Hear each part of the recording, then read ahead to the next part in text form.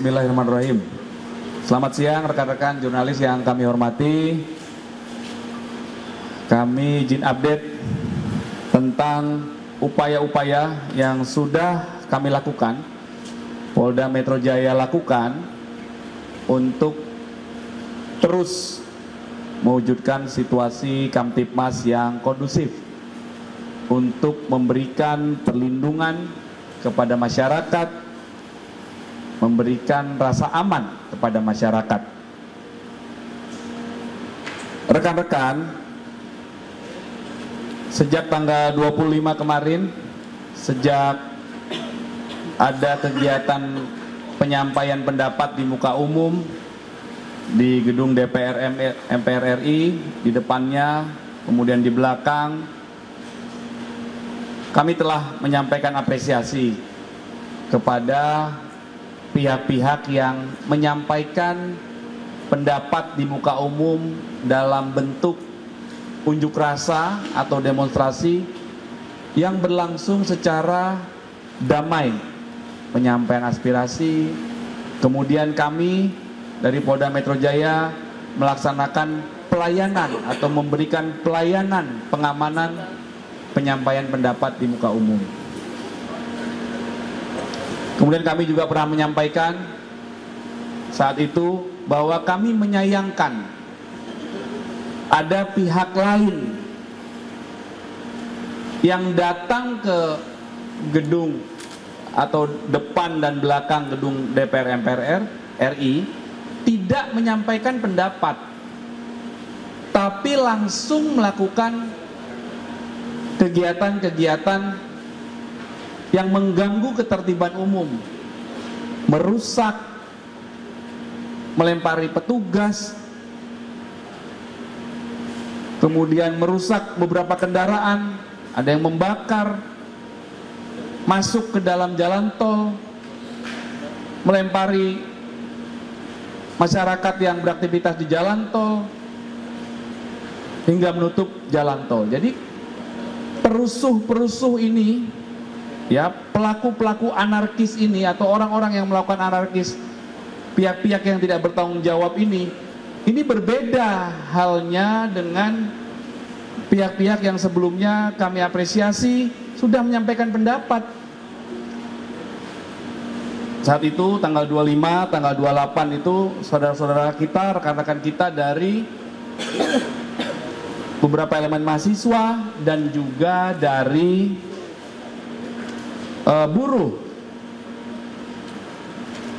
itu kedua belah pihak ini, buruh dan mahasiswa, menyampaikan pendapat, datang. Namun pihak lain yang kami sayangkan ini. Nah, inilah yang sekarang akan kami jelaskan tentang apa yang sudah Polda Metro Jaya lakukan terhadap pengungkapan peristiwa-peristiwa anarkis. Ya, langsung kami mengarah kepada saat ini, ya, tim gabungan dari beberapa subdit, dari Direktorat Reskrim Polda Metro Jaya, kemudian juga tim dari narkoba juga bekerja, tim dari Direktorat Reskrim Sus, Direktorat Siber juga bekerja. Kami update sementara ya, ini bagaimana Polda Metro Jaya mengungkap kegiatan-kegiatan anarkis, ya, sebagai bentuk komitmen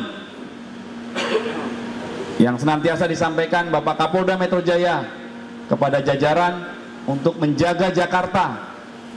Ya, apabila ada tindakan yang anarkis, Bapak Kapolda Metro Jaya senantiasa mengingatkan, kita tindak lanjuti perintah Bapak Presiden dan Bapak Kapolri untuk menindak tegas pelaku anarkis secara prosedural, tegas dan terukur. Sampai dengan hari ini, rekan-rekan, kami telah melakukan tindakan penahanan terhadap 38 tersangka. Ya, 38 tersangka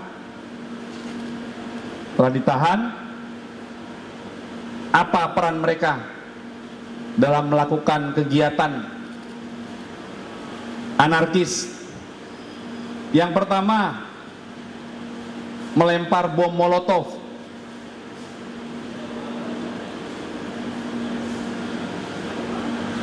Ya, kepada petugas.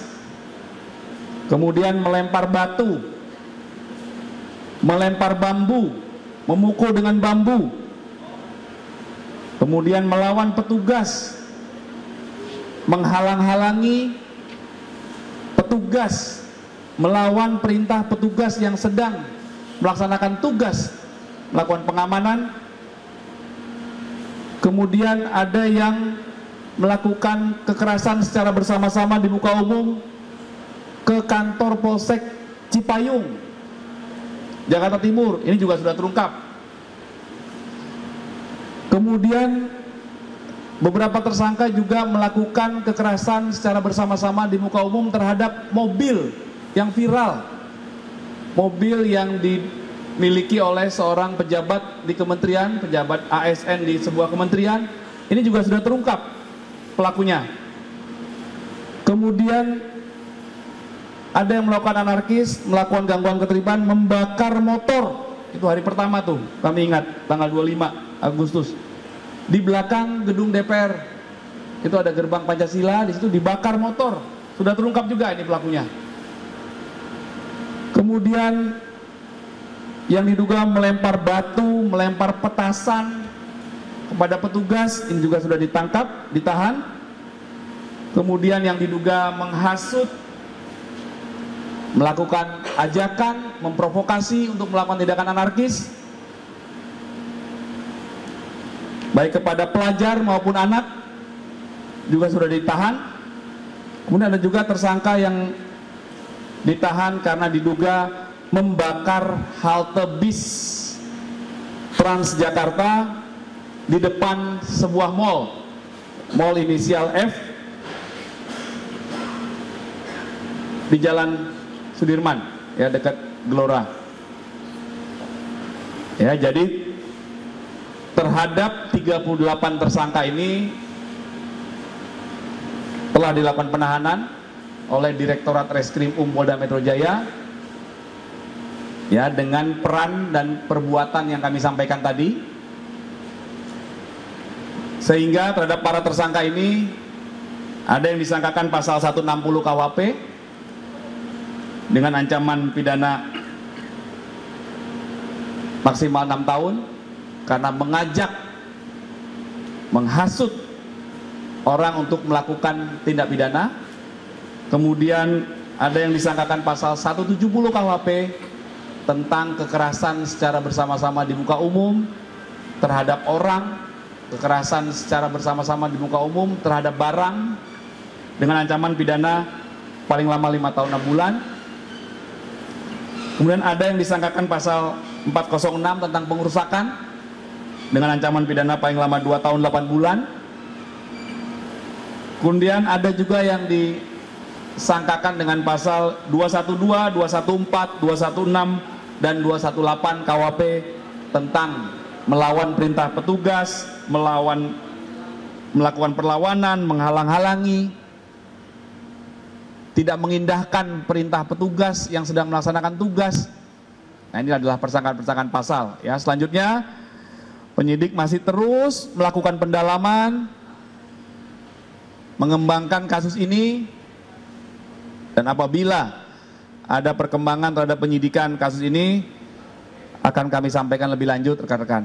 Ya, sekali lagi kami mengimbau, ya, beberapa hari waktu yang lalu rekan-rekan ikut di DPR, di depan, di belakang, malam, kami mengimbau apabila ingin menyampaikan pendapat harus mengikuti aturan hukum yang berlaku, melakukan pemberitahuan kepada pihak kepolisian. Kemudian setelah melakukan pemberitahuan, penanggung jawabnya itu melakukan komunikasi, disepakati bahwa nanti tahapan penyampaian pendapatnya dalam bentuk unjuk rasa, dalam bentuk demonstrasi itu di mana, jumlah orangnya berapa, sehingga kami nanti selanjutnya menyiapkan rencana pelayanan pengamanan unjuk rasa tersebut, sehingga terjadi kesepakatan dan bersepakat juga jangan sampai ada yang penyusup dan lain sebagainya. Ya, jadi penyampaian pendapat. Jadi peristiwanya penyampaian pendapat kemarin berbeda dengan peristiwa anarkis. Ini betul-betul berbeda. Ada dua pihak ya. Saya jelaskan lagi bahwa pelaku-pelaku anarkis ini datang ke lokasi sekitar gedung DPR, tidak melakukan kegiatan penyampaian pendapat sama sekali, tetapi langsung melakukan kegiatan-kegiatan yang anarkis, yang mengganggu ketertiban umum, yang mengganggu keselamatan jiwa masyarakat di sekitar situ dan keselamatan jiwa petugas. Ya, ini bisa rekan-rekan bayangkan bagaimana masyarakat yang beraktivitas, itu ada mobil yang dirusak, motor yang dibakar, jalan tol ditutup. Bayangkan, ya ini tindakan-tindakan anarkis yang telah dilakukan tindakan tegas oleh Polda Metro Jaya. Ya, dengan mengungkap dan mengembangkan kasus ini, rekan-rekan ya. Itu rekan-rekan update-nya dari kami. Nanti akan kami update selanjutnya rekan-rekan. Ya. Ya, silakan, Mbak. Pak, tadi terkait dengan pelaku yang melakukan perusakan halte Transjakarta. Iya. Yang inisial F ini dari elemen masyarakat. Mohon maaf, saya belum detail dari 38 tersangka, inisial apa, melakukan apa. Jadi izin kami umum dulu ya. Oh iya. Nanti narasinya itu, jadi membakar halte bis Transjakarta di depan sebuah mall inisial F ini dengan melempar bom molotov sehingga akhirnya haltenya terbakar. Ini kan sangat kami sayangkan ya, ini fasilitas umum ya, terganggu aktivitas akibat tindakan-tindakan anarkis, perusuh ya, dan akan kami kejar terus itu. Masih kami kembangkan ini, tidak hanya 38. Kami kembangkan terus untuk mengungkap yang lain dan menangkap yang lain ya. Ada identitasnya, mungkin dia dari Jakarta kah atau di luar Jakarta? Ya, nanti kami update selanjutnya, boleh ya? Sampai terakhir Pak. Iya. Yang terkait dengan anak SMK Tegaraksa yang diduga meninggal usai melakukan aksi demo ini, update-nya seperti apa? Mohon maaf, SMK mana? Di daerah Tegaraksa. Oh, Kabupaten Tangerang ya? Wilayah hukum. Oh, nanti kami cek. Mohon waktu ya. Baik, baik. Ya. Iya, Mas. Berarti yang dari 38 tersangka itu belum tahu ya Pak Kabit, mereka itu mahasiswa atau bukan, atau bagaimana Pak? Ada datanya, nanti kami pastikan. Ya, ada data rinciannya. Mohon waktu ya. Ya. Kami ini awalan dulu ya. Awalan dulu ya. Untuk pelaku intelektualnya ada berapa banyak ya dari 38 tersangka itu? Ya, ini masih dikembangkan. Jadi ini 38 tadi perannya yang tadi kami ceritakan. Pak, ada 38 ini berasal dari daerah mana aja Pak? Ya, mohon waktu detailnya. Ini masih umum dulu awalan ya. Ya, ya. Nanti detailnya pekerjaannya apa, usia, dari daerah mana, alamatnya, mohon waktu ya. Oke. Cukup rekan-rekan ya? Yang 38 itu berarti dari 1.200 yang kemarin dari Ahmad Tahu dikasih tahu. Iya, iya, betul. Itu betul. Betul, Mbak. Ini tapi dari Komnas HAM ada data yang agak berbeda, katanya penangkapannya 1.600-an, itu akan dikoordinasikan. Nanti kami komunikasikan, ya, komunikasikan. Ya, lebih lanjut ya, ya. Karena kan dinamis ya Mas, mohon dimaklumi situasinya berkembang terus dinamis, ya. Pak, sedikit untuk Dirut Wakataru tadi, itu ditangannya di mana? Maksudnya di tangan? Saya tidak menyebut jabatan profilnya dulu ya, ya. Jadi saya tadi menyampaikan saudara DMR, ya DMR ya. Tangannya di mana? Nanti kami cek lagi, ya, bentar ya. 38 ini sudah di Polda, Sudah ditahan di Polda ya, ditahan, dilakukan penahanan. Jadi tahapannya itu mengamankan, menangkap, kalau menangkap itu sudah tersangka, setelah diperiksa lagi, ditahan. di kawasan Jakarta berarti? Apanya? Kebanyakan di kawasan Jakarta atau di Oh iya, tadi kejadiannya itu tadi, sekitar gedung DPR. Oh, langsung saat demo itu? Ya, kemudian ada yang di Polsek Cipayung, yang merusak itu kan. kemudian di halte bis tadi, daerah Senayan, kemudian di beberapa tempat lain ya di Jakarta. Ya. Oke. Pak Kabit, ini selain DMR ini ada orang lain yang ditahan nggak Pak Kabit? Yang pasalnya Nanti, mohon waktu ya. Oke, ya. Oke. Ya, makasih ya. Boleh isu lain, Pak? Nanti ya. Nanti dikumpulin dulu ya, biar datanya akurat, biar ininya banyak, angle-nya. Ya. Oke, terima kasih rekan-rekan. Hati-hati di jalan. Sehat-sehat. Pak, hari ini ada tugas nggak, Pak? Nanti dicek dulu. DPR nggak jadi berarti, Pak? Iya, DPR sudah antisipasi tanggal 3 sama 4. Pensi sama... Iya, nanti dicek dulu sebentar.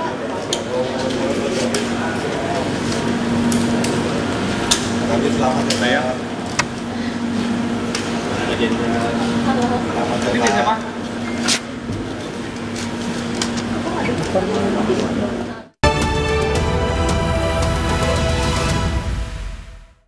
Ada teman-teman dari Barreskrim yang sudah menyiapkan manajemen pemidanaannya, penyidikan dan sebagainya. Terus karena juga ada putusan ini, semoga rekomendasi ini segera bisa dilakukan. Jadi langkah-langkah bagaimana pemidanaan itu berlangsung. Jadi ada dua hal yang penting. Satu, dalam konteks kerangka etik, ya potensi besarnya adalah sampai level pemecatan. Terus dalam kerangka pemidanaan tadi memang disimpulkan Anda pidana. Sehingga dua skema ini berjalan beriringan. Jadi tidak saling tunggu, jadi ini simultan dan kami kira langkah ini adalah langkah yang baik.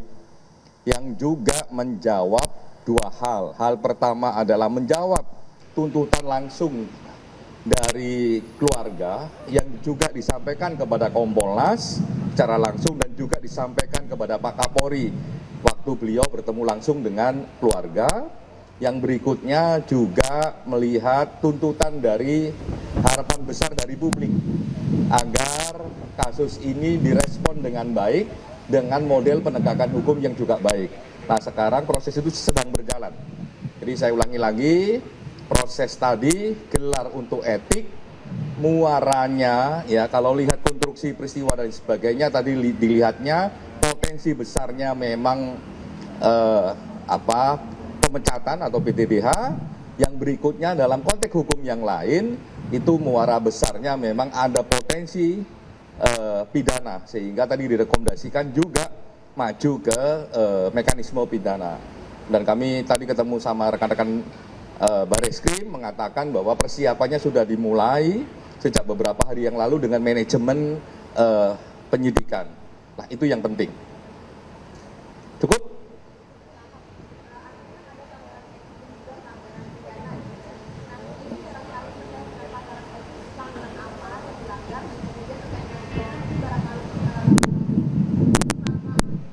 Oke. Dalam konteks etik, dugaan pelanggaran etiknya tadi yang didiskusikan adalah pasal 13. Ya, pasal 13 itu pasal yang dalam berbagai pengalaman problem-problem etik memang pasal yang sangat kuat mengganggu keselamatan dan sebagainya atau gagal menjamin keselamatan. Lah itu ada itu pasal 13 itu. Jadi memang tunnya adalah melihat memang ruang publik, terus bagaimana anggota kepolisian bekerja untuk itu. Tapi ini masih dugaan karena kan sidang etiknya masih besok. Ya, semoga sidang etik besok bisa diselenggarakan. Ya, itu yang pertama. Yang kedua dalam konteks pidana, ya ini kan belum dimulai. Tapi kalau kami melihatnya memang potensi pidananya ada.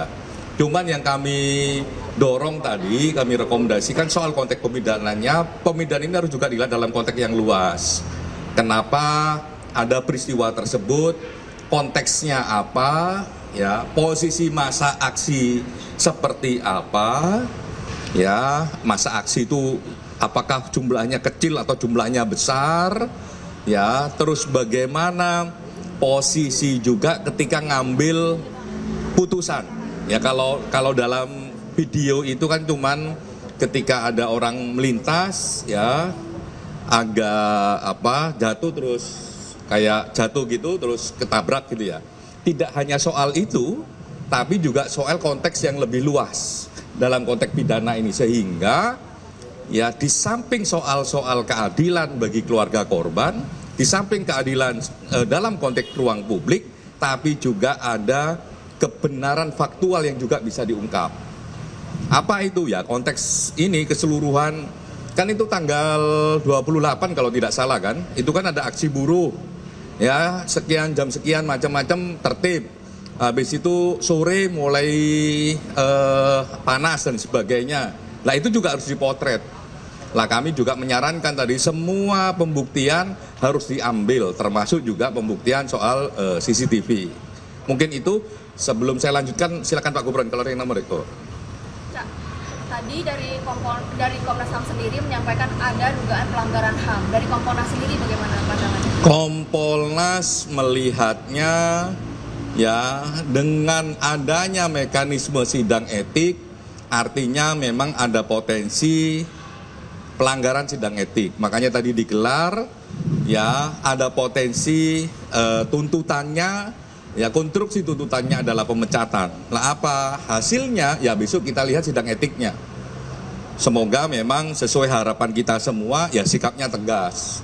Dan dengan proses seperti ini di kepolisian yang mengundang banyak pihak, melihat langsung, terbuka langsung, saya kira proses akuntabilitas prosesnya terjaga dan harapan korbannya insya Allah juga maksimal bisa dijawab dalam konteks etik.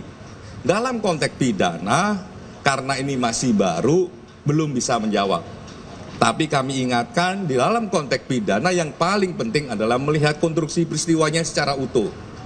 Jadi tidak hanya sepotong peristiwa penabrakannya, tapi kenapa kok dia bisa sampai di titik itu, ada apa di balik itu, jumlah massa bagaimana, aksi waktu itu eskalasinya bagaimana dan sebagainya. Lah itu juga jadi penting untuk diungkapkan. Tidak hanya keadilan bagi korban, tidak hanya keadilan bagi publik, tapi juga hak atas informasi bagi publik apa sebenarnya yang terjadi. Jadi kami kepingin lihatnya secara keseluruhan. Nah untuk menunjang itu semua kami memang dorong tadi semua kesaksiannya memang harus diambil. Yang pertama tentu saja barang yang ada. Apa yang barang yang ada? Salah satu yang paling penting CCTV. Yang lain adalah kesaksian. Ya, saya kira nanti kalau ada rekaman CCTV dan sebagainya, mohon kiranya masyarakat juga bisa membantu, minimal membantu korban, membantu kepolisian untuk segera mengungkap kasus ini, datang ke kepolisian memberikan kesaksian. Atau kalau dipanggil polisi karena muncul di CCTV, juga mohon untuk kooperatif.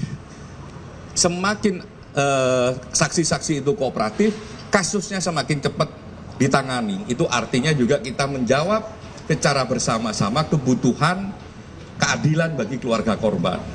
Nah itu yang kami dorong juga ke masyarakat. Kalau juga ada rekaman CCTV yang lain, ada rekaman HP dan sebagainya, melihat peristiwa, konteks peristiwa saat itu, ya mohon kami juga diberikan. Kalau nggak mau langsung ke kantor polisi, ke teman-teman penyidik, ke Barreskrim, silakan juga datang ke Kompolnas. Ya kami akan pastikan informasinya disampaikan kepada Barreskrim untuk ditindaklanjutin sebagai satu kerangka penegakan hukum. Gitu.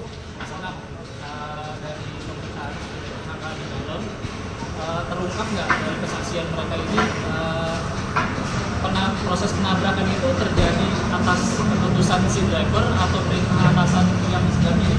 Kami tidak ingin mendahului majelis ya, majelis sidang etik yang besok akan memeriksa, tapi tadi memang diceritakan konteks sebelum peristiwa itu terjadi, apa yang terjadi di ruas sebelum jalan itu kan cukup panjang itu jalannya. Nah, jalan di titik-titik penting tadi dijelaskan, konsentrasi massa di titik penting juga dijelaskan, sampai titik di mana peristiwa mobil rantis yang menabrak almarhum.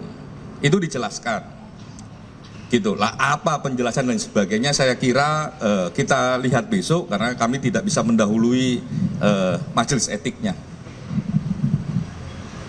Gitu, tapi sebagai satu proses cukup detail tadi dijelaskan. Gitu. Tapi untuk proses pidana memang kami ingatkan untuk segera melapis pembuktian itu dengan berbagai bukti yang ada, CCTV dan sebagainya. Dan kami yakin publik luas juga membawa HP masing-masing. Ketika Anda semua berada di ruang itu, mohon kami dibantu, penegakan hukum dibantu agar prosesnya segera, prosesnya bisa cepat.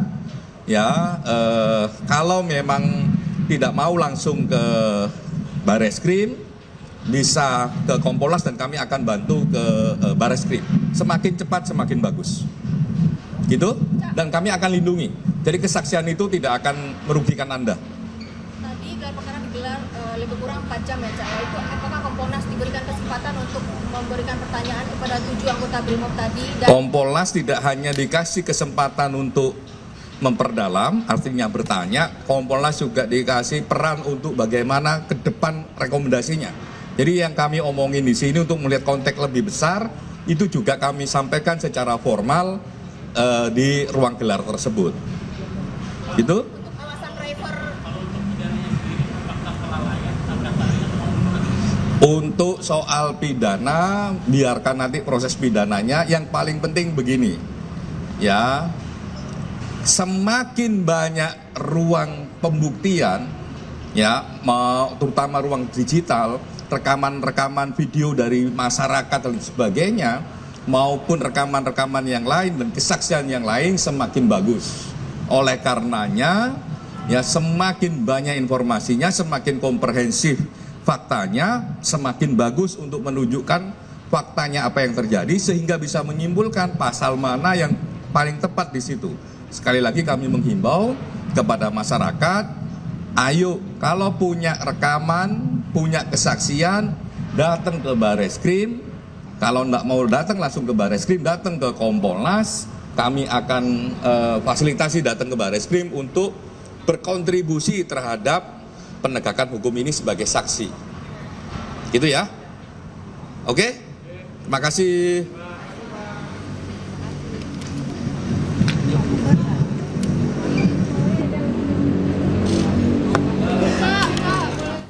Ya pemirsa, tadi baru saja keterangan yang disampaikan oleh Khairul Anam selaku Komisioner Kompolnas terkait perkembangan kasus penabrakan terhadap pengemudi ojek online Afan Kurniawan saat aksi unjuk rasa Kamis pekan lalu. Saya lagi nih, kasus lain. Kompolnas juga sedang menurunkan tim dan monitoring di beberapa titik. Salah satu yang sekarang lagi bekerja, timnya ada di Yogyakarta. Jadi kami juga secara simultan ada di Yogyakarta saat ini. Jadi kita bagi-bagi tim. Jadi seluruh proses ini kami monitoring. Termasuk juga membantu rekan-rekan pendamping untuk mendapatkan akses pendampingan. Saya sendiri misalnya dan dengan teman-teman komisioner yang lain juga sampai malam berkomunikasi dengan teman-teman pendamping dan rekan-rekan kepolisian untuk biar bisa diakses gitu. Nah, itu yang kami lakukan. Oh, ini yang almarhum Reza ya berarti ya? Atau yang Jogja. Oh, yang di Jogja. Kalau ini yang penembakan yang di Bandung, penembakan Yang di Bandung. yang kampus ya? Ya, yang di Bandung sedang kami dalami. Oh, juga masih. Ya. Oke. Makasih. Kita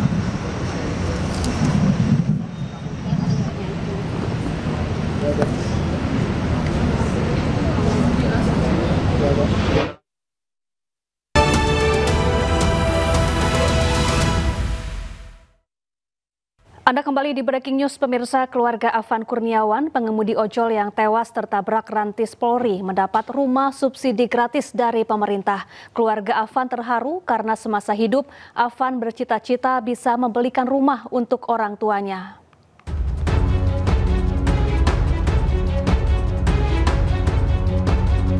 Menteri Perumahan dan Kawasan Permukiman Marwarar Sirait menyerahkan kunci rumah subsidi kepada keluarga Afan Kurniawan, pengemudi ojol yang tewas tertabrak rantis polisi saat aksi unjuk rasa. Lokasi hunian ini berada di kawasan Cilengsi, Bogor, Jawa Barat. Keluarga Afan mengaku senang sekaligus terharu.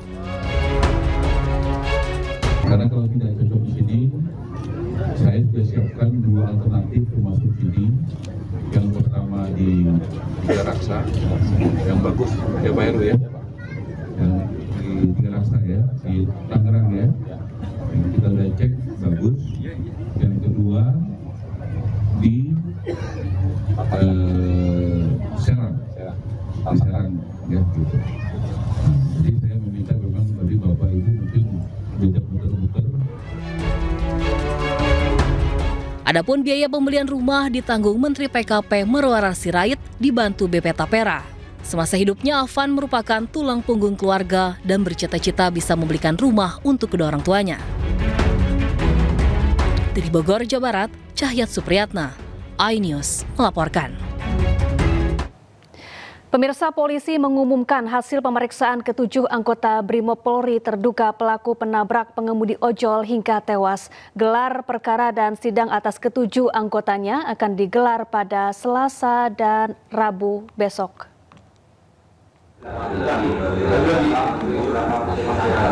7 terduga pelaku penabrakan pengemudi ojek online sudah menjalani pemeriksaan Biro Pengawasan, Penyidikan, dan Pembinaan Propam Polri. Ke-7 terduga pelaku terbagi dalam 2 kategori pelanggaran, yaitu berat dan sedang. Semua terduga pelaku akan menjalani sidang pada Rabu dan Kamis 3 hingga 4 September, sementara gelar perkara akan berlangsung 2 September hari ini. Akreditor telah menyelesaikan proses pemeriksaan dan pemberkasan terhadap para terduga yang 2 kelompok ini, kategori berat dan kategori sedang, dan akan dilaksanakan sidang untuk kategori berat pada hari Rabu tanggal 3 September 2025 untuk terduga pelanggar Kompol K. Dan Kamis tanggal 4 September 2025 ini untuk terduga pelanggar Bribka R. Sedangkan kategori sedang nanti setelah Rabu dan Kamis dan proses sedang berjalan. Kemudian berdasarkan fakta-fakta hasil pemeriksaan akan dilaksanakan gelar perkara yang melibatkan pengawas eksternal. Kami sudah mengundang Kompolnas, Komnas HAM, kemudian internal di dalamnya adalah Itwasum, Bareskrim, SDM, Divkum, Bitpropam Brimopolri, serta nanti di Propam Polri.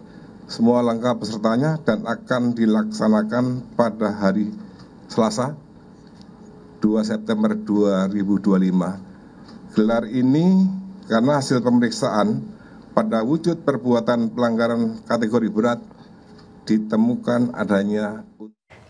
Ya, demikianlah breaking news. Selanjutnya Anda bisa menyaksikan Pemimpin Rakyat bersama rekan saya Fazila Hairunisa. Saya Syafaati Suryo, terima kasih dan sampai jumpa.